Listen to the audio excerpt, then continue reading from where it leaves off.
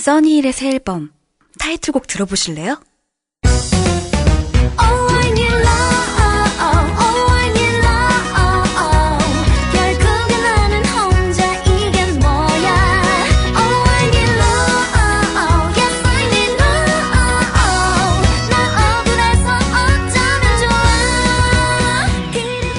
잠깐 들어보셨는데 어떠세요? 6월 19일 기대해주세요. 강원도 춘천 출신 새누리당 김진태 의원입니다. 국정원 여직원의 선거 개입은 사실 무근인 것으로 밝혀졌습니다. 오히려 이 사건은 야당에 의한 여직원 인권 유린 사건이었다고 보아야 합니다. 네, 새누리당 원내대변인 신의진입니다. 하지만 민주당은 북한과 종북 세력이 하고 있는 주장을 똑같이 반복하고 있습니다.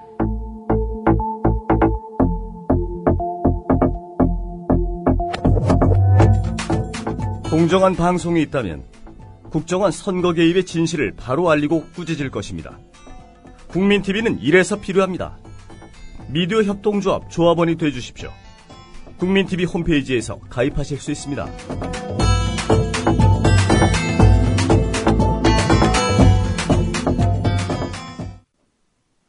네, 조간 브리핑 시간입니다. 이 시간은 김영민 PD와 함께합니다. 예, 안녕하십니까. 김 PD. 예. 수술이 아직 마무리되지 않았는데 어디 할 수 있겠어요? 예, 수술 투어를 발휘해 보겠습니다. 예. 같은 부정확한 발음이 나와도 대략 맥락상 무슨 뜻인지 다 이해하실 거라 생각하고 우리 한번 강행해 보겠습니다. 예. 어젯밤에 2차 수술을 했답니다. 청취자 여러분 좀 양해해 주시면 고맙겠습니다. 예. 자, 첫 소식부터 들어가 보죠. 한전 기술 얘기군요. 예, 원자력 발전소의 부품, 이 어떤 부품이 쓰일 것인지, 부품으로 적절할 것인지, 이것을 승인하는, 권한을 가진 곳이 있습니다. 바로 한국전력기술입니다. 부품 승인 권한을 갖는다. 이 말은 뭐냐면은 부품을 검증하는 것이죠. 예. 자, 그런데 이 한국전력기술이 부품 구매 과정에서 공급사가 제출한 검증 보고서의 위조 여부를 판별할 수 있는 감식 장비와 인력이 전무한 것으로 드러났습니다. 그럼 검증 능력이 없다는 얘기네요? 그렇죠. 감식 장비나 인력도 없는데 무슨 부품을 검증할 수 있겠습니까? 이런 어처구니 없는 구조의 한국전력기술이었다는 얘기입니다. 예. 근데 이게 어떻게 이런 기관이 그동안에 원전과 같은 첨단 그리고 정밀한 그런 부품을 검증하는 걸 맡아왔을까요? 글쎄 말입니다. 예. 납득이 안 되죠. 그렇다면 결국에는 불량 부품 위조 여부를 걸러내는 작업은 사실상 이루어지지 않았다는 겁니다. 예. 형식적이거나 예. 제대로 이루어지지 않았거나, 그죠? 예, 그렇습니다. 자, 한국일보 기사도 충격적입니다. 그러네요. 세계일보 기사가 1면이었고 한국일보 기사도 1면인데요. 예. 자, 원자력 발전소 납품 비리 의혹을 검찰이 수사하고 있는데 예. 위조 시험 성적서 승인과 관련한 편의를 제공한 혐의로 최근에 구속된 한국전력기술의 한 부장이 윗선의 지시를 받았다. 이런 취지의 진술을 했다고 합니다. 예. 윗선이 지시했다. 그렇다 하면은 뭐겠습니까, 이게. 대충, 통과시켜줘라. 이런 식의 지시를 받았다는 거 아니겠습니까? 그런 얘기겠죠. 예. 자, 그렇다면 그 윗선은 누구인지. 윗선은 또 이렇게 대충 검증해서 통과시키라고, 말하는 과정에서 무슨 반대급부를 받은 것이 있는지. 예. 요거 집중적으로 살펴봐야 될 것 같습니다. 검찰이 지금 원전 비리를 수사하면서 내부 제보자들에게 10억까지 포상금을 주고 또 자수하면은 선처하겠다는 이렇게 해서까지라도 원전 비리를 밝혀내겠다는 아주 고육지책을 쓰고 있는데요. 예. 어쨌든 거듭 말씀드리지만 원전 비리는 단순히 무슨 공장의 기계 하나 비리하고 관계가 정도가 아니죠. 예. 엄청난 재앙을 불러일으킬 수도 있는 것인 만큼 이번 수사는 정말 제대로 좀 진행되길 바랍니다. 일단은 자신들의 비리에 대해서 자수를 하면은 용서해주겠다, 관용하겠다 이렇게 검찰이 밝혔는데 예. 3명이 자수했다고 합니다. 글쎄요, 벌써요. 예. 자수하여 광명 찾자. 그렇군요. 예. 자, 다음 한겨레 기사. 어제 그 조선일보가 일면에 실은 기사였죠. 그랬죠. 국정원장의 지시 말씀을 폭로한 전직 국정원 직원. 이 사람 민주당에다가 제보하면서, 민주당에서 집권을 하면은, 국정원 고위직을 약속했다. 뭐 이런 식으로 검찰 가서 진술했다는 거 아닙니까? 예, 그랬죠. 자, 그런데 그런 말 한 적 없다. 이 전직 국정원 직원 김모 씨가 한겨레에 밝혔다고 합니다. 예. 민주당에서 특정 활동을 대가로 고위직을 약속받았다는 것은 사실이 아니다. 검찰 조사에서 물론 이런 질문이 있었지만은 나는 아니다라고 말했다. 라고 밝혔습니다. 그런데 어제 조선 기사는 도대체 출처가 어디일까요? 글쎄 말입니다. 이 김모 씨가 민주당이 집권한 다음에 국정원 기획조정실장자리다. 총선 공천을 주겠다라는 제안을 받고 예. 원세훈 전 원장의 지시 말씀 등을 공개했다라고 보도를 했는데 예. 그러니까 이 김 씨는 그런 말을 한 적이 없는데 조선일보는 그런 말 한 적이 있다. 이렇게 검찰 말로 보도를 한 겁니다. 다투는 사안이군요. 이건 뭐 또 뭐잖아 밝혀지겠군요. 예, 그러니까 조선일보 기사는 그 자체를 믿는 것이 상당히 위험합니다. 추가적인 보도나 혹은 재차 검증 과정을 통해서 사실인지 아닌지를 파악해 볼 필요가 있습니다. 그러니까 조선이 이번 국정원 사건의 그 본질 이런 것에 대해서 얼마나 깊이 있고 세심한 보도를 했는지를 살펴볼 필요도 있겠지만요. 완전 물타기식으로 논란의 핵심을 비켜가는 이런 기사를 보도하는 것은 좀 야비한 보도라고 할 수 있겠습니다. 예. 일단 그 조선일보가 이런 식으로 국정원 물타기를 하는 이유가 뭐겠습니까? 사안이 지나치게 위주가다는 거 아니겠습니까? 그렇죠. 이거는 국정원이 선거에 개입했다는 건데 일단 어제 불구속 인권 처리를 하겠다라는 검찰 방침이 밝혀지지 않았습니까? 불구속 기소, 예. 불구속 기소, 예, 불구속 기소라 할지라도 선거법 위반이 적용됐다는 점인데, 그렇죠. 그 점은 국정원장인 사람이 그 선거법을 위반했다. 이것은 대단히 중요한 문제입니다. 이게 관권 선거를 했다는 거죠. 그럼요. 선거 결과에 선거 과정에서 심각한 문제가 있었다는 것을 공직선거법 위반 혐의 적용은 시사하는 바가 있습니다. 예. 자, 다음 기사를 보겠습니다. 어제 그 박근혜 대통령이 그런 말을 했습니다. 예. 이 전두환 추징금 문제와 관련해서 전 정권은 뭐 했느냐.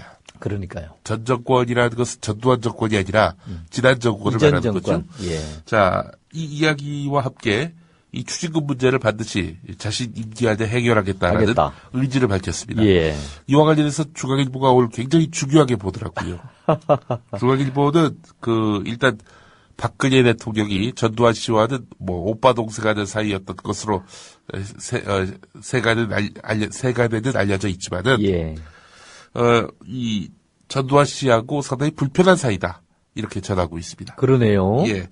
50대 아버지와 아버지의 업적을 매도했다. 전두환이.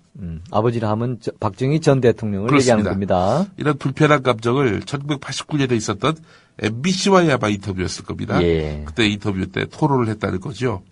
자, 이 복잡 미묘한 박근혜와 전두환 사이의 그 관계, 이 부분을 좀 따져보면은, 앞으로, 좀 볼만한 일들이 발생하지 않겠는가, 이렇게 판단이 된다는 겁니다. 이것뿐만 아니라 지금 4대강이라든지 원전 비리 같은 경우도 단호하게 대응하겠다, 이런 뜻을 밝혔는데, 상승세를 탄 지지율을 더 끌어올리겠다는 그런 의지로 보이는데요. 자, 이런 점에서 본다면은 박근혜 대통령의 최근의 행보들을 보게 되면, 예. 뭐랄까요? 심상치 않는 그런 흐름이 목격됩니다.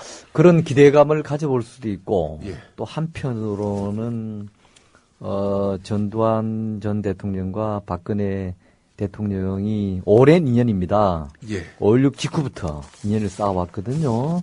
그래서 그 과정에서 우리가 생각하지 못한 이런저런 인연이나 정치적인 사안들도 저는 제법 얽혀 있을 수 있다. 예. 그 다음에 이명박 전 바로 직전 대통령의 4대강이나 원전 비리 같은 것들도 방금 얘기한 그런 내용들은 좀 선언적이고 원칙적인 것으로 볼 수 있는 측면도 있다. 예. 즉 비리를 척결한다는 것은 누구나 대통령은 다 표명해야 될 사안인데요.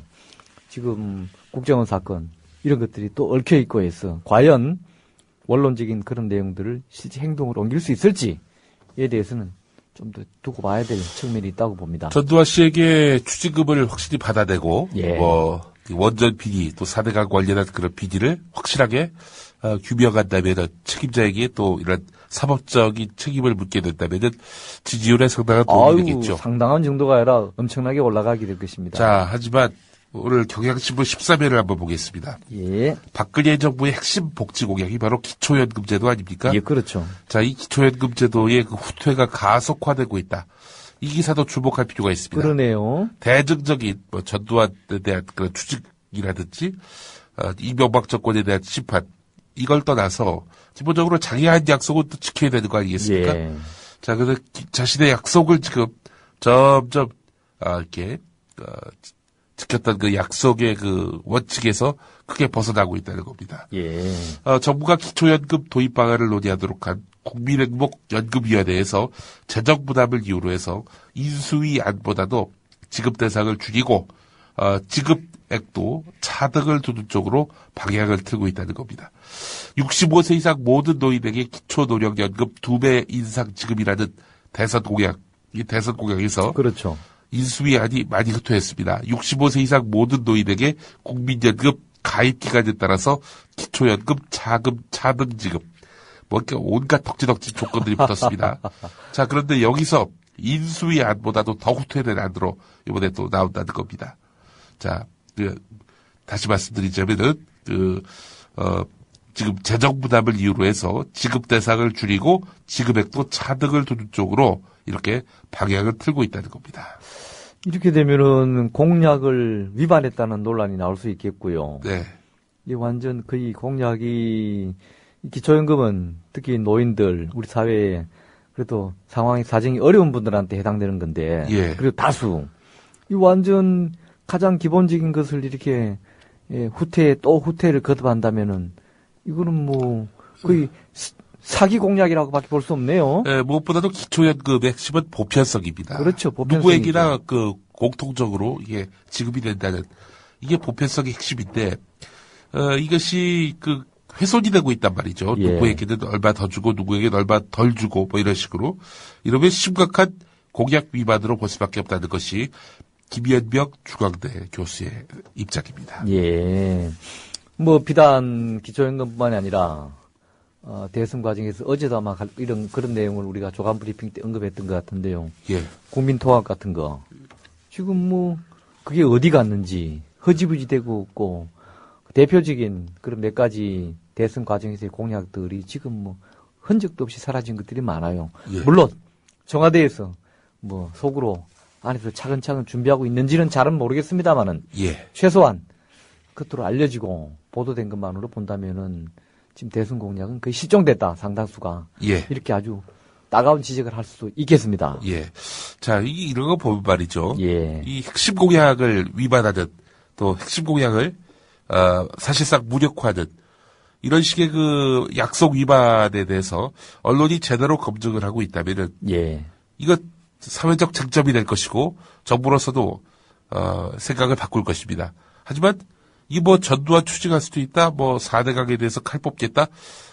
이 퍼포먼스에 눈과 귀가 다 막혀가지고 사실상 핵심 공약인 기초연금과 관련해서는 아무도 지적한 일이 없단 말이죠. 그러니까 국민들에게 실제로 피부에 와닿는 건 아닙니까? 이런 내용들은 기초연금은. 글쎄 말입니다. 근데 이 국민들 중에 이런 정보를 아는 사람들이 몇이나 있겠습니까?